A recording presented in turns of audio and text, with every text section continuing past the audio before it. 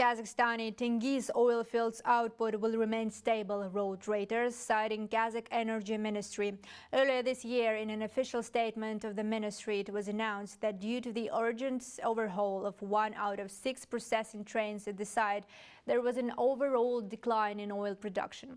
What else was in focus of foreign media? International news agency Kazakh presents a review of media coverage about Kazakhstan this week.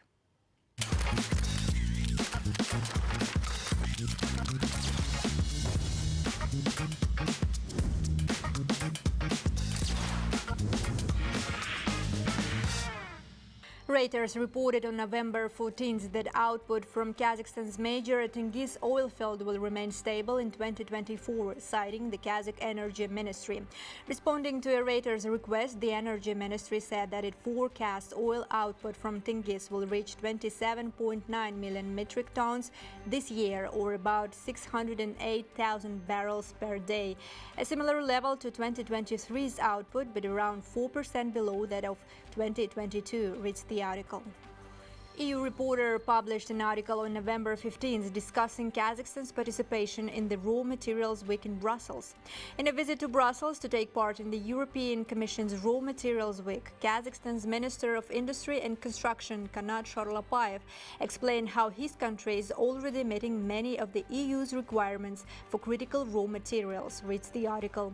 Kazakhstan and the EU signed a strategic partnership on critical raw materials, batteries and green hydrogen in November 2022.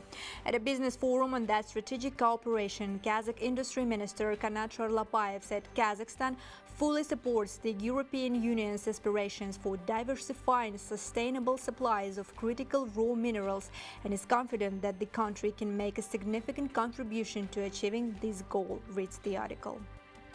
Forbes, meanwhile, published an article on November 16th connecting the links between Kazakhstan's diplomacy and fashion diplomacy via Kazakhstan's Fashion Week.